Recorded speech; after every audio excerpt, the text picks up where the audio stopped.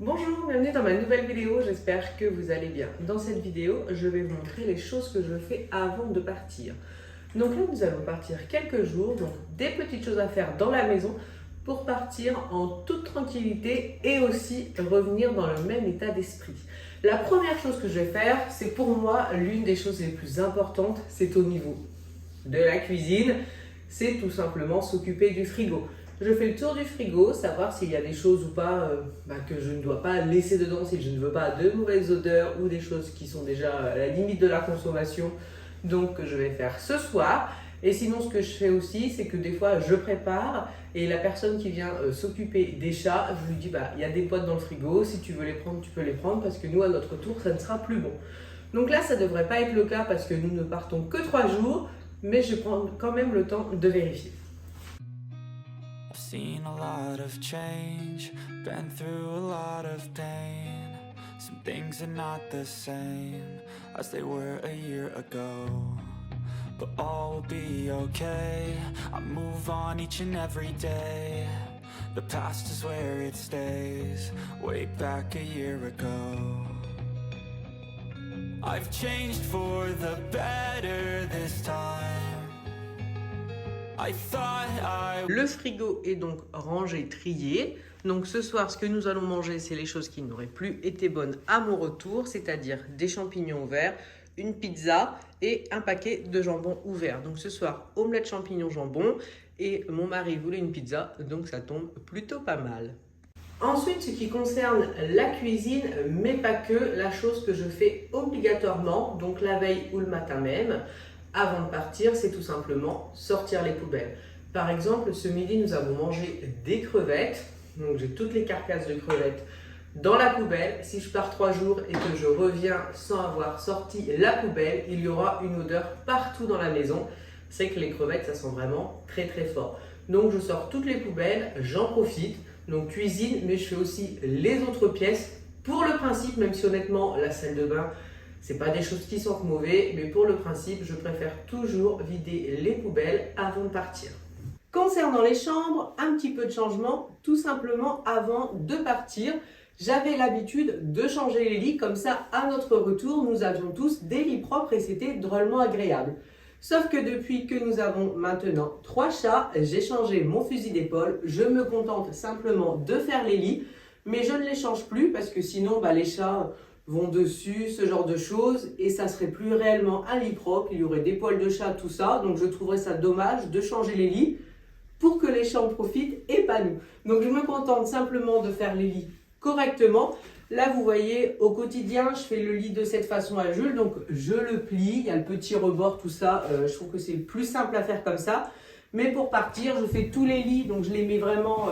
je les ferme correctement, comme ça il n'y a pas de poils de chat à l'intérieur du lit. Parce que, on va dire qu'au quotidien, les chatons ils vont pas trop sur les lits parce que ils ont plein de paniers, ce genre de choses. Mais là, pendant les 3 jours, je pense qu'ils vont peut-être un peu plus en profiter. Parce que comme les chatons pour l'instant aiment bien rester au premier étage, on laissera les portes des chambres des enfants, chambres d'amis ouvertes, comme ça ils pourront un petit peu aller partout. Donc chacun s'est occupé de sa chambre, donc les chambres sont rangées. J'ai dit aux enfants de ranger leur chambre pour que ce soit plus agréable quand ils vont revenir, qu'ils auront des cadeaux à déballer, à faire, et ils auront déjà une chambre nickel. Donc là Jules il a pris les arbres à chat, tout ça il a mis dans sa chambre pour qu'il puisse regarder dehors, tout ça, enfin bref. Donc pour les chambres c'est ce que je fais juste les lits correctement sans les changer et bien sûr des chambres rangées. Ensuite, concernant les chats, un petit peu plus précisément, donc j'ai demandé à ma mère de s'occuper des chats pendant notre absence. Donc nous, à chaque fois qu'on part, c'est toujours un peu compliqué parce que notre chat Mimi aime bien sortir, mais pas trop longtemps. Donc du coup, ma mère souvent vient 2 fois. Donc là, elle a prévu, elle passera vers 19h, comme ça Mimi sortira, elle s'occupera de remettre des croquettes à tout le monde et elle reviendra 1 heure après, comme ça Mimi rentrera. Je précise qu'elle habite pas trop loin, donc ça l'embête pas trop. Donc tant que ça l'embête pas, j'en profite pour lui demander. Et après, ce que je fais, c'est que je prépare pour que ce soit simple. Donc, je vais lui mettre les croquettes sorties ici. Les gamelles, je lui ai expliqué où c'était. Donc, elle aura qu'à rempoter. Et ce que je fais aussi, c'est que je vous épargne, je ne le ferai pas devant vous. Mais j'ai donc 3 litières pour les chats. On en a pris 2 pour les chatons et une pour Mimi. Je vais les faire à fond, comme ça pendant les 3 jours. Je n'ai pas besoin de demander à quelqu'un d'autre de s'en occuper pendant mon absence. Voilà, elles sont grandes, les chatons sont hyper propres, donc ça pourra rester comme ça pendant 3 jours. Mais si je veux que ça dure, voilà, 3 jours sans qu'il y ait de mauvaises odeurs dans la maison, à moi de les faire à fond avant de partir. Comme ça, je suis sûre d'être tranquille et en revenant, il n'y aura pas de mauvaises odeurs dans la maison. Parce que c'est bien beau de vouloir des chats, mais ce que je voulais pas vraiment, c'était une odeur. Parce que des fois, on reconnaît tout de suite les gens qui ont des chats chez eux, parce qu'il y a toujours une petite odeur. Et ça, c'est vrai que c'est quelque chose que je ne voulais absolument pas. Et pour éviter ça, finalement, il y a 0 odeur dans la maison. Ça se joue au niveau des litières, parce que les chats ne sentent pas. Enfin, je ne trouve pas qu'ils ont d'odeur quand je les prends, ni rien. Mais les litières, tous les matins, même si là, depuis que j'ai mis les couvercles, je fais un matin sur 2, je nettoie la litière à fond, donc avec la pelle, tout ça, j'enlève tout ce qu'il y a dedans. J'ai pris une litière agglomérante de la marque que je vais vous montrer. Je vous montre parce qu'on m'a posé la question en commentaire. La marque Katsan. Alors, j'ai jamais essayé les autres litières, donc je ne peux pas dire ce qui est le mieux. Je peux juste dire que c'est celle-là que je connais et j'en ai jamais été déçue. Il y a 0 odeur, hyper simple à nettoyer donc avec la pelle parce que c'est vraiment très très agglomérant. J'en suis hyper contente, surtout parce qu'il n'y a pas d'odeur et ça c'est drôlement bien. Donc je continue avec celle-là tant que j'en suis pas déçue. Donc voilà, donc j'ai qu'à préparer les petites croquettes. Pour Mimi, tout ce qui est croquettes et pâté, parce qu'elle a une pâtée le soir, je le poserai sur l'îlot de cuisine. Comme ça, ma mère, elle aura qu'à lui donner. Mais bon, elle s'en est toujours occupée quand on part, donc elle a l'habitude, il n'y a pas de souci. Mais juste que je voulais pas lui demander à faire les litières, parce que je me dis que ça serait un petit peu abusé. Donc c'est pour ça, dès que j'ai fini la vidéo, je m'occupe de ça parce qu'on part demain matin. Après, concernant d'autres petites choses à faire, donc là, Simon est parti nettoyer la voiture parce que comme il avait fait pas mal d'allers-retours à la déchetterie, la voiture n'était pas dans un super état. Donc là, comme la voiture, voilà, on sera tous dedans, donc du coup, il est parti la nettoyer. On fait toujours le plein la veille, jamais le matin avant de partir, surtout que là, on veut partir à 7 h du matin parce qu'on ne sait jamais s'il n'y a pas d'essence ou quoi que ce soit, qu'il faut aller dans une autre station. On ne prend pas de risque, on fait la veille comme ça, on est tranquille, on n'a plus qu'à partir.